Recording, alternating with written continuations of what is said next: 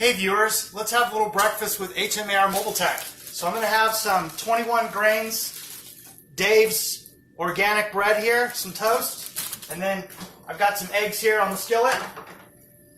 And I'm getting ready to work on a 2004 Toyota Camry. I'm going to do some spark plug and ignition coil job to get rid of the check engine light. And I'll take you along with me on this journey to do this repair today. And hopefully you'll learn a lot, you'll get a lot out of it, and you'll be a better mechanic and be able to do this job yourself. The best DIY auto repair is the one that you can do yourself and you can do it right. If you haven't subscribed, subscribe already. Like the video, comment, share, rewatch. A little bit of regular unsalted butter on my toast here. I like to put it on like I'm using a piece of chalk to mark something. And then a little bit of milk.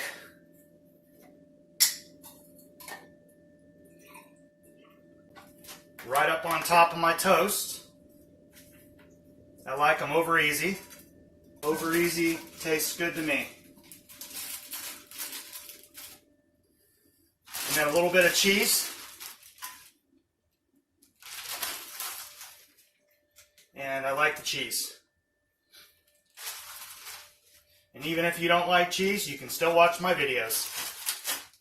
So here is the finished product. Let me know what you think in the comments below.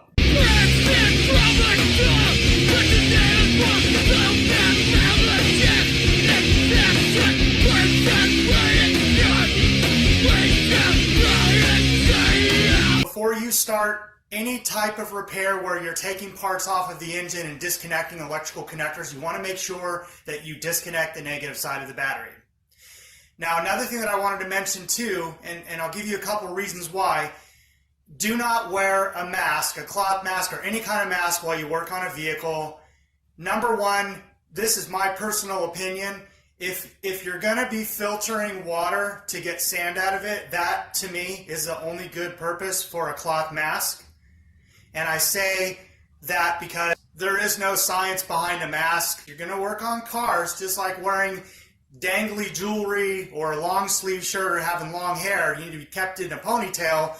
You would also not want to wear a mask working on your car, because if you're around any moving parts and it grabs a part of the mask, it could pull your face into a moving part and cause an injury. And then the next thing that I also wanted to say about the mask is that if you're breathing in your sweat and you're breathing in shop chemicals, and it's just sort of, you know, the bacteria you're breathing in, it's just sort of storing it and just concentrated in that one little area that you're breathing in, and you don't want to do that, especially in this type of environment. You don't want to do that. If you want to wear a mask, you work at an auto body shop, wear one of the ones that have those cartridges on the side. That's the right time to wear a mask, not for working on a vehicle.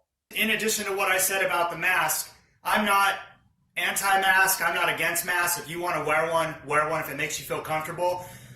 I'm just pro-freedom. So let's be free in a free country, a free society, and let's not wear a mask. And for all the other reasons that I just stated before, it's for safety purposes as well. This is a quick rundown of all of the tools and the parts you're going to need. In my case, I'm just doing 6 ignition coils and 6 spark plugs on this 2004 Toyota Camry with a 3-liter. And so get a pair of gloves, get a pair of safety glasses, make sure that you have all your parts, make sure they're right. I've already double checked this part number here. This is an NGK Iridium 3764 part number. And then I always like to make sure I check each individual box to make sure that that spark plug is actually in the box, because when you get stuff from auto parts stores, you don't know, people return things and then wrong things end up in what you think is right, but it's the wrong one. So you just want to make sure all your parts are right before you get started, and that's just one major step there in getting prepared for this job.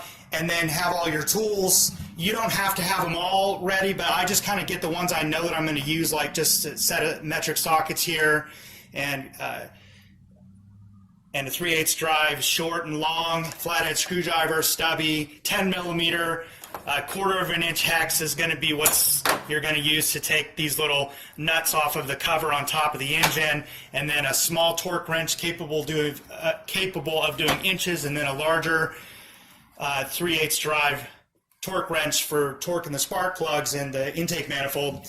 And so here are the specifications for this job. The spark plugs that are used in this engine from ALLDATA are Iridium. You can use Denso or NGKs, and then if you look at this paper here, that's the part number, the Denso, and then the NGK that I got from ALLDATA. So use those if you can find them, but I'm just going to use these 3764s, and the spark plug gap is going to be 0.39 to 0.043 thousandths of an inch. So I'm just going to stick with 39 or 40, something like that. Spark plug torque, 18.5 foot-pounds or 222 inch-pounds if you prefer. Throttle body nut bolts, there's 2 nuts and 2 bolts, I think.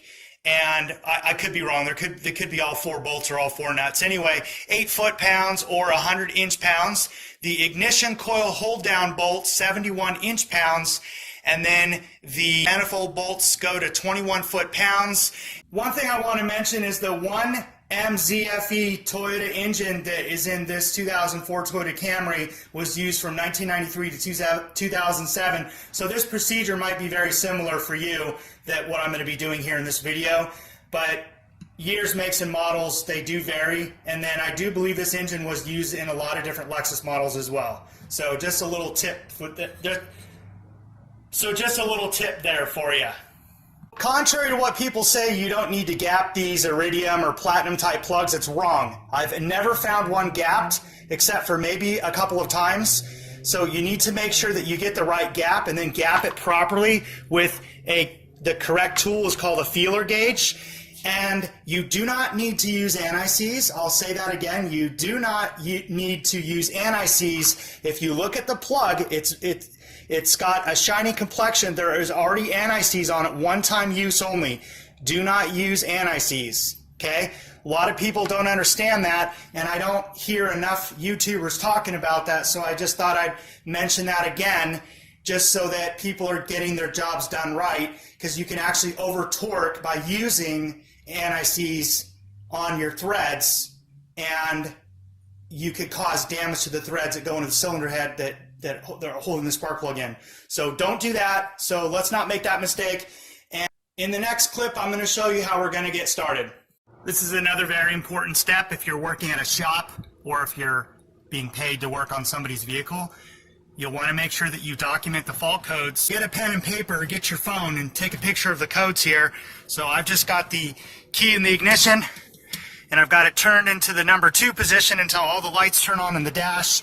And then I'm just going to connect up here, and then I'm going to see what my fault code is, or fault codes before I get started.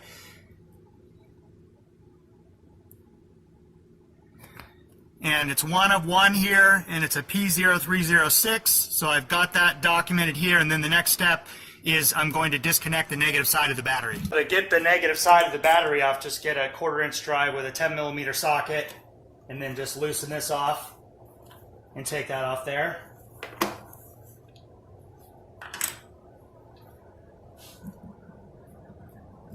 Next, what you'll want to do is there's a strut bar here that goes over the top of the engine, like a torque strut bar of some kind here. Maybe I'm saying it wrong, but anyway, this bar here has got to come off. And originally I wanted to use my 3/8 drive with the 14 millimeter, but it seemed like these 2 nuts were really hard to get off. So this is a pro tip. If you feel like you're gonna break your wrench mechanism here in the center, which is what will happen if you pull on it too hard. In other words, if you feel like you're going to damage your wrench, don't abuse your tools and just get the neck size up. And then so just use a deep socket 14 millimeter on a 1/2 inch drive and to get these loose.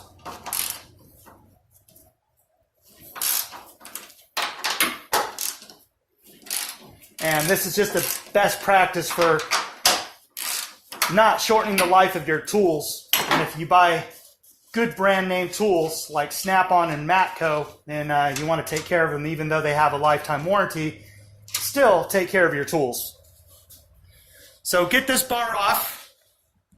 Get these two 14 millimeter nuts here off, and then this is just a quick tip here is just put them back on the stud sticking out here on the strut tower, and then just go ahead and get this bar out of the way because it's going to interfere with you getting off the upper plenum intake manifold here. So you want to have this off. This next part is going to really be helpful for when you're going to put it all back together.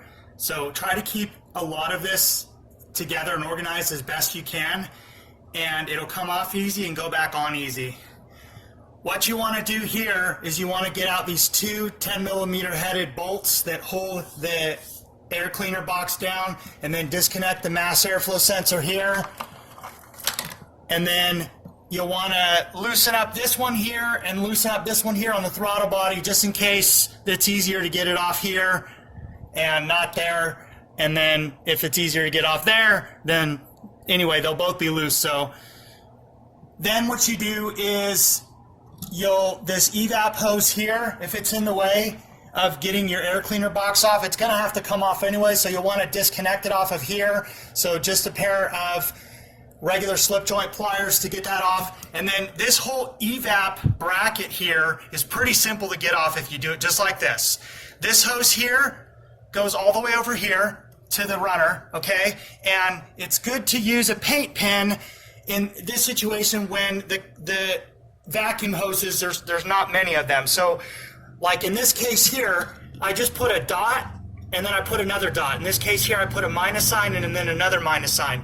And then this one here, I put a minus sign. And this is when you've only got a couple of them that are pretty self-explanatory. As you are taking things off, and putting them back on, they're gonna make sense. So you see this one here, when you put the bracket on the right way, this is gonna go over here. So I didn't really need to mark this one, but I just did it anyway, just for the purposes of making this video. And then so disconnect this one here, and then there's two nuts, one here and one here, that get that bracket out, those two there.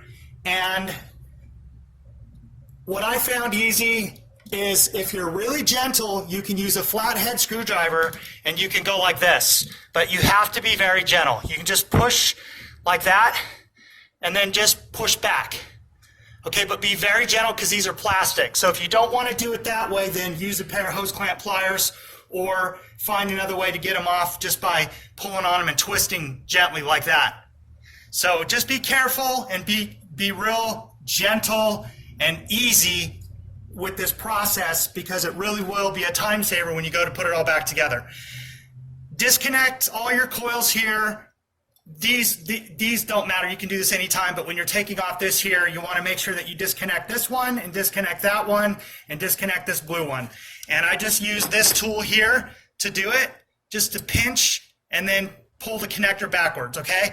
So that's a really good tool for doing this job. And then once you get everything all disconnected, it'll just come right out. You could use this pry tool here to get this part off right there, or you can flip it over and use a pair of needle nose pliers and you can pinch that part there and get it out. So that's what I had to do. I just flipped it over, and then that little connector was in there, so I was able to get it out. So just disconnect everything like this and then just gently pull this out of the way.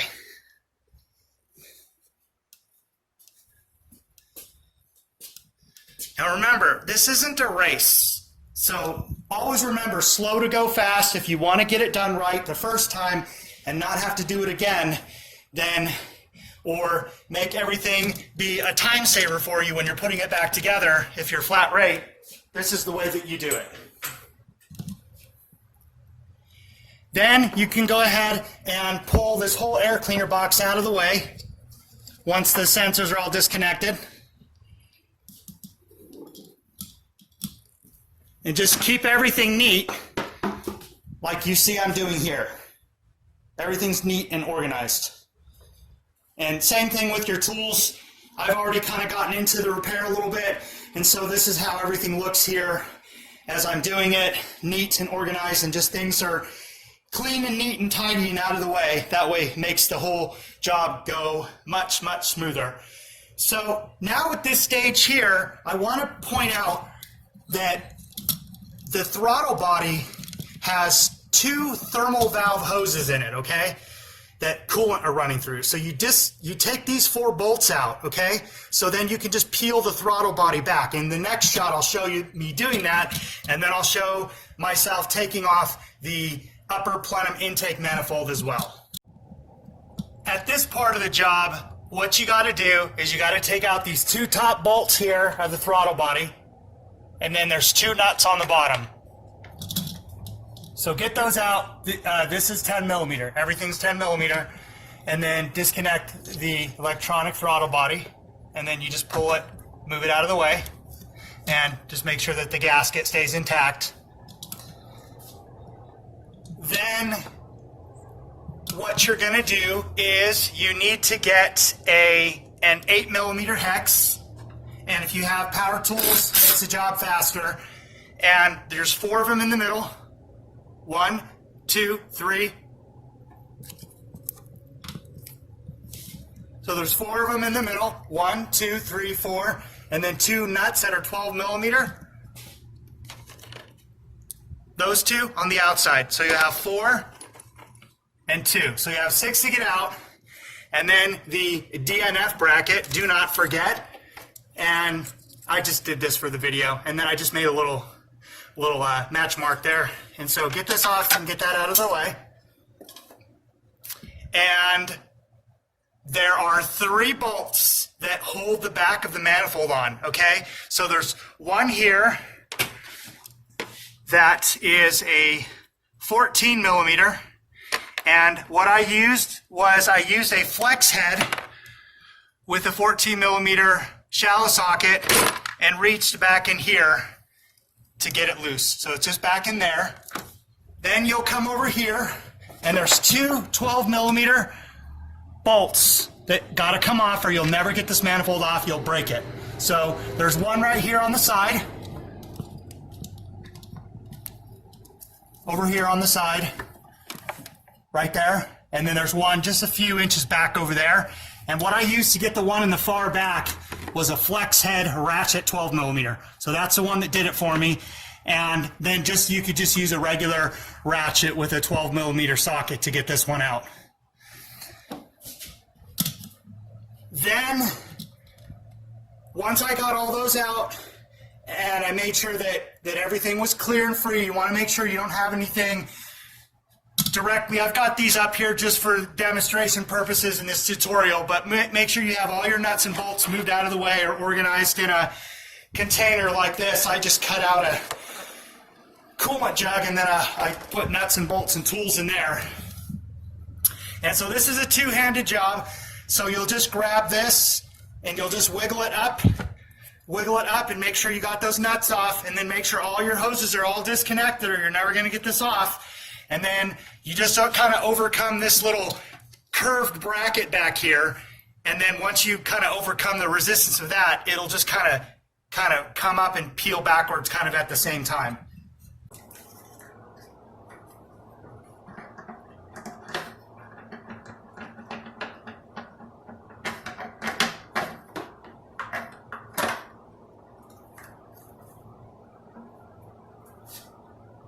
Okay, now don't flip the manifold over and move it out of the way, and do not let anything fall in here. If you're going to leave it like this for a long period of time, get 6 clean shop towels and plug each hole.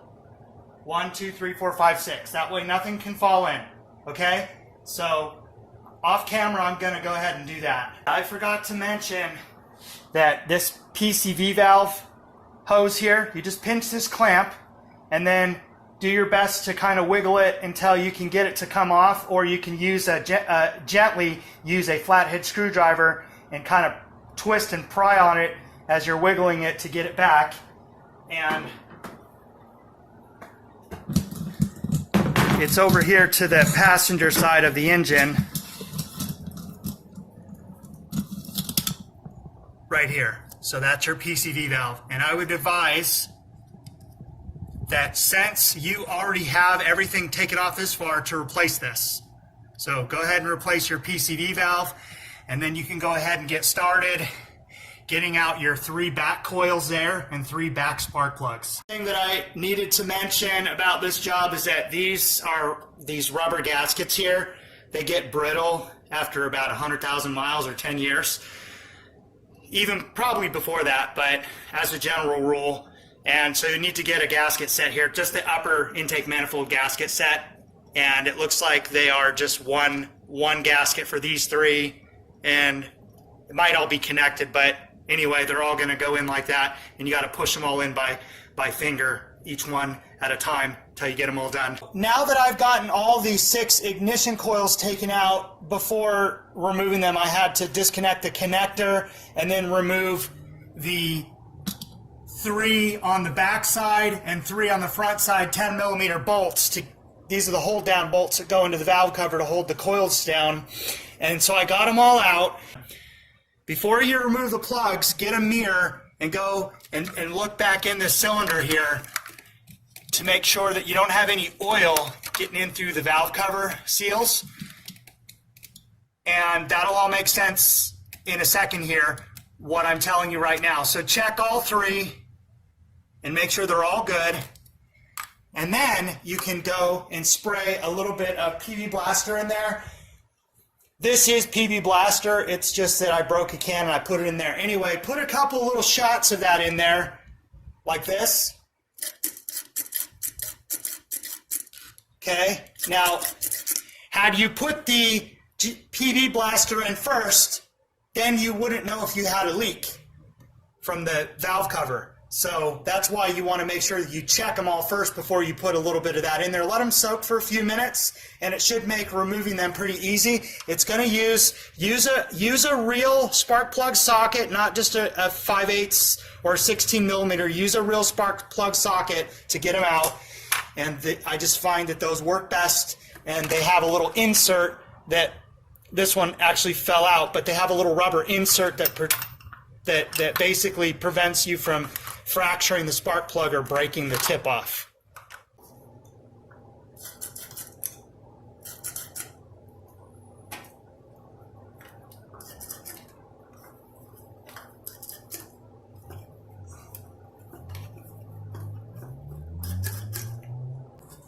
It's been about 5 minutes now. I've let everything soak. Before I get into this, removing the spark plugs, that if you haven't subscribed, please subscribe. I would appreciate that. You support my channel. I've been making videos for 2 years now consistently, and I would love to have you as one of my subscribers. Or if you just want to see awesome content and want to know whenever I make another video, you can also hit the bell. And I try to do my best to upload on a schedule. It's been kind of rough the last couple of months, but anyway, that's just life as an auto repair shop owner, and doing this as just a part-time thing, making videos. I video record myself without any help, and I edit all my videos, and so I don't have tons and tons of time to do this, but when I do, I try to make the best videos that I can for you guys. So please subscribe, please like, please share, and rewatch my videos and watch some of my other videos. We're at the step now that we're going to gap the plugs, and I've just got my feeler gauge here, and it's got multiple different sizes, so I'm doing 39 thousandths of an inch, so I'm going to merge the 20 and the 19 together, and then I'm just going to do a quick gap check like that, and it just should slide in and out real easy, and it shouldn't be sloppy up and down like that. It should just go right in, real gentle, and go right back out. There should be no up and down play. It should just slide right in, right out real easy. And we don't use anti-seize on brand new plugs, because if you have a shiny complexion on it like this, it means that there's a one-time use built-in anti-seize into the plug that comes from the factory, okay? And then so you'll need a piece of tube like this, and just put it at the end of the plug, and then just gently feed it on down, and then just tighten it until the hose comes off, basically. And then that'll be to the point where you need to get your wrench, your socket, and all that. So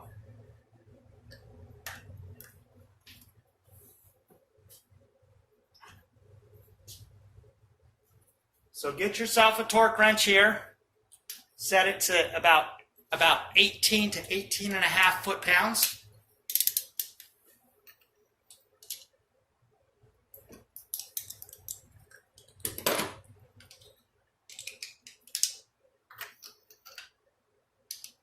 And just be real gentle, slow to go fast, take your time. It's not a race. And just do it right. And you won't have any problems. So I just keep going. And this is a clicker style torque wrench.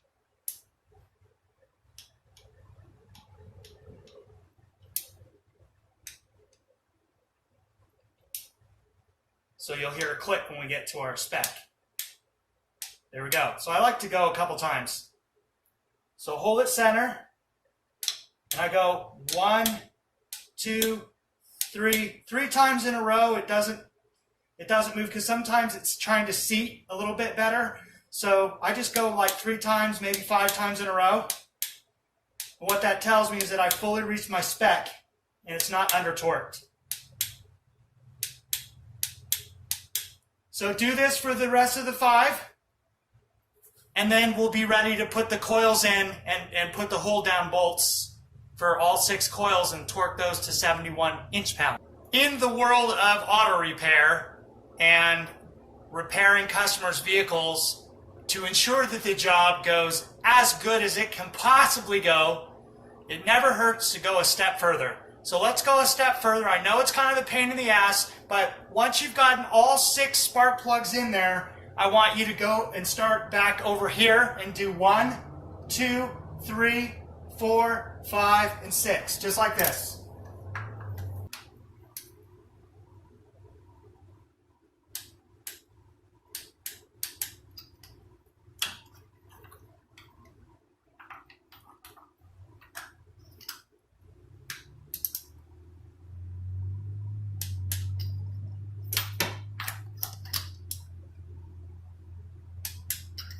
And then do the same for the 3 front cylinders there. So what you're doing now is you're making sure this is your quality control. Okay? No one else is going to follow behind you and check your work.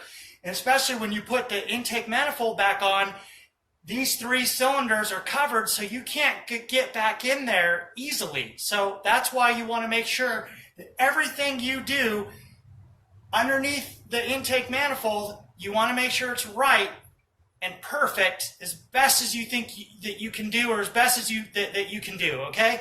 So just follow the steps, do it right, slow to go fast, just put everything in the right way, double check everything. It never hurts to check even 3 times if you want.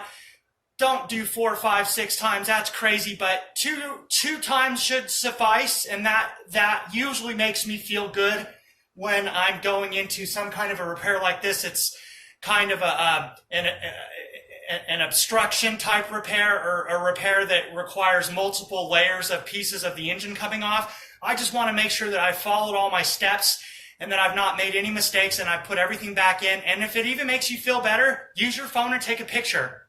Okay? So it never hurts to just go ahead and just take your mirror and look in there and make sure that the spark plugs are good. There's nothing that fell in there. And then that's another good way to ensure that the job will be a complete success. And then, like I said, we're going to do a new PCV valve here. And I don't know the spec on it, so I'm just going to put it in. I'm going to count the amount of threads that are showing, and I'm just going to put it to that. Maybe 10 foot-pounds, 12 foot-pounds, something like that. You know, they're not really robust. They're just thin sheet metal, I guess. And so you wouldn't want to torque much more than what I just said. So count the threads that are still showing before you take it out, and then just remember it, and then put the new one back in. And then that's pretty much it. Whenever you do a repair that requires multiple layers of parts to the job, like pieces coming off the engine, and this is kind of roughly speaking like a teardown. So if you've torn down to this part right now, and there's anything here that you see that you might want to do that's preventative maintenance, or you noticed anything that looks a little bit off, and with a higher mileage, older car like this, you might want to just take another step further and just replace whatever is back here that you might need to replace. And then just check for leaks on this back valve cover. Just check for everything. Make sure everything looks beautiful. If you wanted to do 3 fuel injectors back here, and you know, I don't think you could.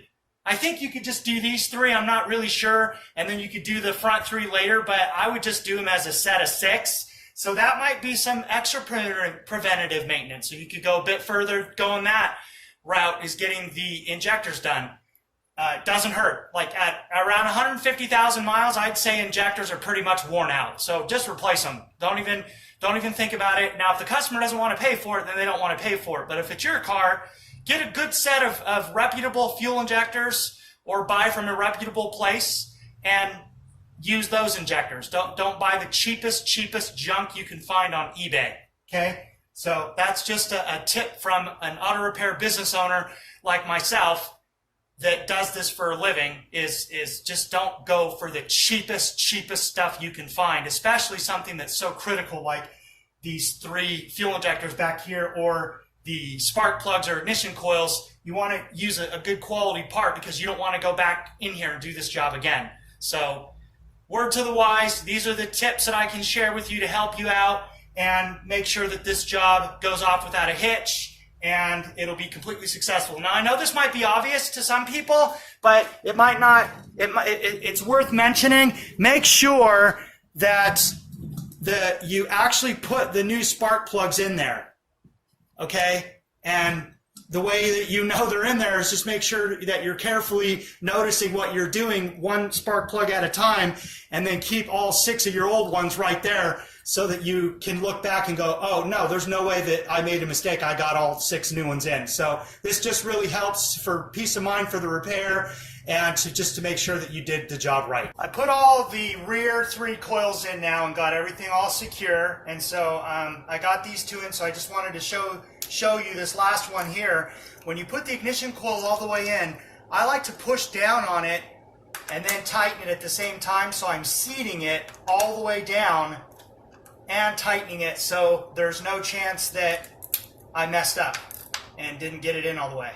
And then I just torque it to about 71 inch-pounds, and then I just go back and check them again. I push on them and torque them, push on them and torque them, just make sure they're all good, like that. And then what I like to do is use my paint pen here. I like to get these on Amazon. They're about $35 for about 12 of them. These are paint markers. And then I just like to go and mark them all. So this is just, I guess you could call it quality control, or you can just call this just basically making your tamper seals, just to show that you've done the work and that everything's tight, so that if you go have lunch and you just did this step, then you can go and come back and know that it's done, and you can just continue doing the rest of the job. So these connectors are broken, as you can see here. See how they're broken like that? So what I'm going to do is, I had to do this for for the back 3 cylinders, because the connector's broken. I don't want them coming off. But what you'll need to do is you'll need to get some electronics parts cleaner, and then just make sure all the connectors are good, everything clean. You could even get these here for the evap stuff for later. So make sure, get them all like that, okay? And this is pretty fast drying stuff, so as long as it's not dripping out, should be good to go. And just wipe everything down that you're going to be reconnecting. And then I just use the cheapest silicone that I can find from 99 cents only, or Dollar Tree. And then what I do is I'll put a little bit right here where the broken part is, where the tooth is going to line up to where it had that little tab that you push to pull it back. And then I just put a little bit here, down here at the bottom, not letting it get anywhere to where the pins are going to be touching in the coil. So let me get you a close-up of that so you can see how I did it. Just like that. So just see, there's no way that it can get into those pins on the female side of the connector. Okay?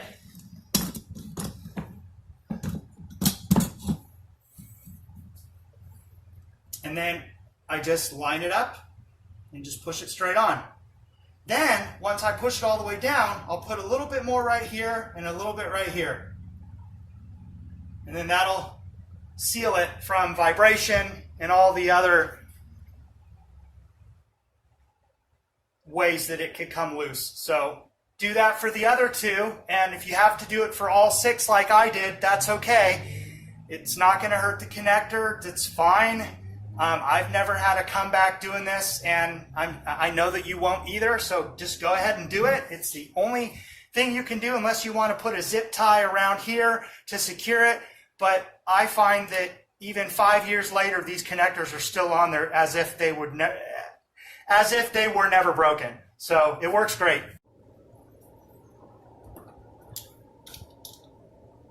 And the last step, once you get them all in and everything's all secure and you're good to go, I like to mark them with the mileage since I'm doing the warranty. And then if I can fit the month and the year, I'll do that. But I'm just putting 2021, 131K on all 3 of them. Now, I know somebody is probably going to MF me, or at least think it, from the things that I just said about using the silicone to connect these connectors. Someone's going to troll me in the comments about this, that I should just replace the connectors, make it all brand new. Yes, if you were a dealer tech, you would do that. You would not do this. This is for DIY, or if you're your own boss, self-employed, shop owner, whatever, you can make these sorts of decisions and you can just do these things. I do them because I'm not going to replace the connectors. The customer didn't I didn't give them the estimate to the customer to replace these connectors for all 6 ignition coils. So this is going to fix it. It's going to work for a long time. It'll probably still be fixed when it's in the junkyard off of a tow truck in 10 years or whatever the case is. So if you want to leave a comment, you can. I really don't care what you think. I'm still going to do it. So just thought I'd let you know for those people who want to get mean in the comments. I don't really care what you think. This is what works, and that's what I'm going to do. Put the upper plenum intake manifold back on, and I needed to get the new rubber gasket in here. If they're metal, I like to just reuse them, but in this case, it's over 100,000 miles, and this is just roughly speaking that around 80 to 100,000 miles, you should replace this. If the car is still pretty new, maybe just 5, 6, 7, 8 years old, and I just inspect it, and if it looks good, I'll just reuse it. But in this case, this is a 2004, and it's a really old engine, and it's got a lot of miles on it, so I'm going to put a new gasket on it. And then if it didn't come with a throttle body gasket, there's a rubber one that goes right over here. And this one looks in good condition, so I'm just going to leave it alone. And so I'm just going to put a new one of these on there. And it's all in one piece, so it's just make sure you get the tooth that lines up in the little cutout there, in there. I don't really think you can get this on wrong. It just kind of fits in this little channel here in the center. And just push everything down in and fit this tooth in here on the corner there. And then just go around like you see me doing with my thumbs. Pretty easy stuff here, guys.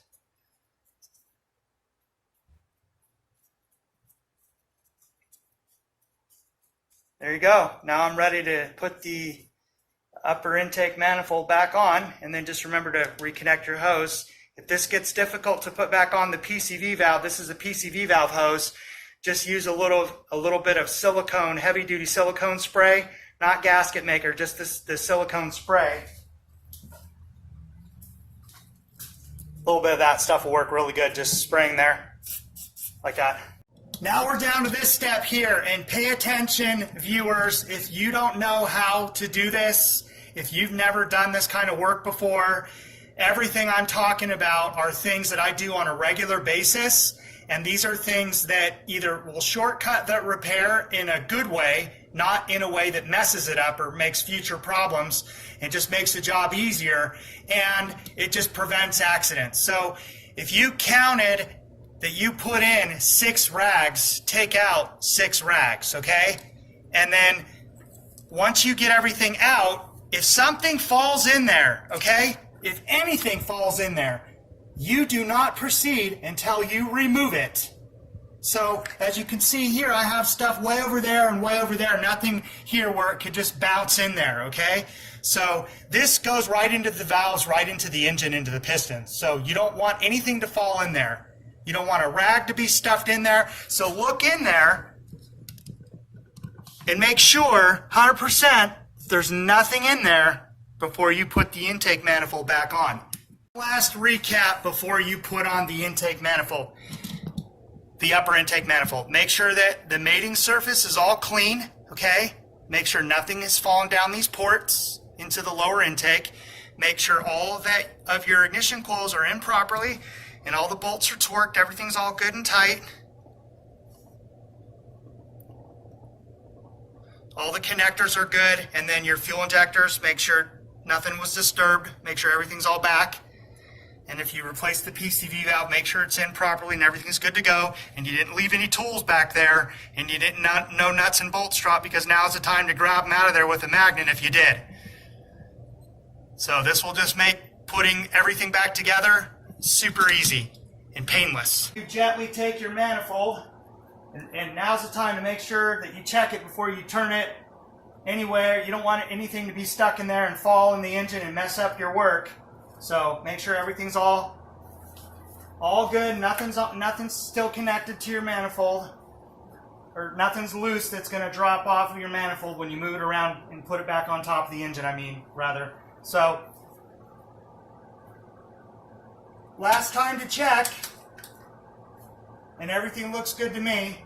Just take inventory of everything you did, and then just make sure you just set this back on properly. And line up the studs sticking out, and then this part here you just have to kind of push a little bit to overcome that end there of the bracket. This is going to secure to, and then it should fall into place properly. And make sure there's no wire stuck under the manifold out of any of your connectors. Everything's all good, and everything's out of the way, and everything's back on properly. And then you're ready to go ahead and put your do not forget bracket on here, and then torque all these bolts to 21 foot-pounds. So all these bolts are going to start being torqued to 21 foot-pounds, so you'll start in the middle. So you'll get them all tight, just snug rather, and then not torqued. So you just tighten them all down until there's no more threads showing, and then you're going to start from the middle and work your way out. So once you get everything snug, meaning it's all tight and bolted down, but not really tight, the bolts and the nuts, you let your torque wrench do that work. And then you'll start from the middle, and you'll go to the next outside, and then the next outside ones, and the next outside ones, and then go back and do them all again and make sure they're all good to go. And then you can go ahead and fit in your 3 bolts back here, and then basically the installation is a reverse of the removal. So just best to use your phone to take pictures of everything, and you know, if you need to take notes, that might not be a bad idea. This isn't the hardest spark plug ignition coil intake manifold job that I've had to do. I've done probably about a dozen of these in my career. They're not that hard, probably about 3 hours labor from beginning to end. And yeah, so another thing too, that I have sometimes had to start the 3 bolts in the back that there's the bracket that holds the manifold on. Just get them in like loose, like 1 full turn, and then don't tighten them until you've torqued down the manifold. Sometimes I've had to do that because the bolts don't really want to line up. So you could even do that as well with this job. But don't tighten those 3 bolts in the back until you've torqued this manifold down, okay? And then don't forget to connect your Pcv valve hose and then put it all back together. And it should start up after a couple of cranks of trying. It's going to work through that p.p.e blaster because it fell in there, and if you cleaned out the hole with a little bit of brake parts cleaner or something, it's going to work its way through. So just give it a minute and make sure all your connectors are all good. Erase all the fault codes, and I'll show you at the very, very end what it all looks like. Now we're at the step to put the throttle body back on. You plug in the connector, and then you put the 2 bolts in the top and 2 nuts at the bottom. Once you've completely finished putting on the upper plenum intake manifold and you've torqued all these bolts to 21 foot-pounds, starting from the middle and working your way out to the right and the left, and then you tighten up your 2 12mm bolts back here and then your 114 back there. And once you get all that secure, and doing it the way that I showed you from the very beginning is not disconnecting these thermal valve hoses that go to the throttle body, so you don't have to do coolant messes and mess around with these hoses. They're flexible, so you can just move it back. So that's why I had to do it that way. And so once you get all the bolts in there snug, then you can just go in an X pattern. You start with here and then go down to the bottom one. And make sure your gasket is in good condition, and make sure it's in before you do all this work, or you'll have to do it again because it'll leak. So you'll want to do this step once you've tightened them down a little bit less than the spec, so which would be snug, just to where there's no more threads and it starts to feel like it's getting tight. That's snug. So then once you're satisfied, everything's torqued, you can go ahead and paint your bolts, and then you can put all the air cleaner assembly back in the hose, and then you can reconnect your evap hoses, and that should be pretty easy. And then you'll have it all buttoned up, and then you reconnect the negative side of the battery, and if your fault codes are still there, now's the time to erase them. And then it should start up and run fine. And you know, just so the viewers out there know, if you have a single cylinder misfire and doing spark plugs and ignition coils doesn't fix it, really there's only 2 things left. You've got a wiring problem going to the ignition coil or to the fuel injector, or the fuel injector is bad, or you have low compression in that cylinder. So this is just a pretty much a straightforward kind of a large ignition system tune-up, and that's what I'm starting with first. I'm not going to do the fuel injectors. The customer doesn't have the money to do it, so I'm just going to do what I can do now, and hopefully this will fix the problem. So we'll keep our fingers crossed. Okay, so it's all put back together, and just before you start it up, make sure you have the Pcv valve hose connected. Make sure you have the brake booster hose connected. And all other vacuum hoses, the main vacuum hoses that you took off of the evap bracket, and make sure everything's all plugged in, everything's all tight. Plug in all your sensors, and just grab all your tools so nothing vibrates and falls into the engine compartment. And I'm going to go ahead and start it up. I haven't started it up yet. I just put it all back together right now, so you're going to see me start it up right now, right after I finish this whole repair. So I'm going to go ahead and do it now.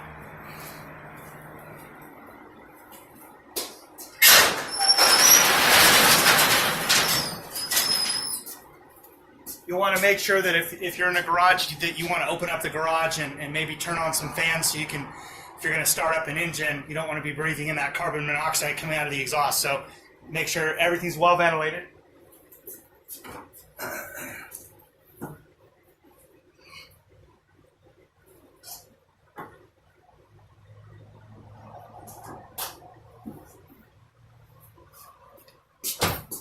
I forgot to connect the negative side of the battery.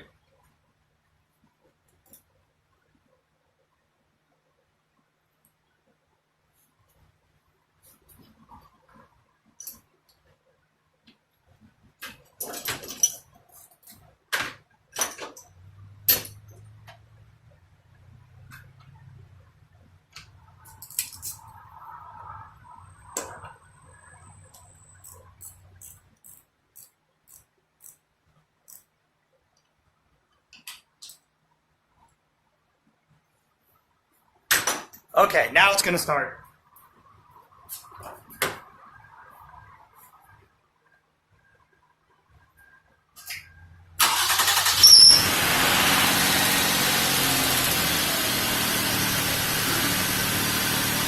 So far, so good.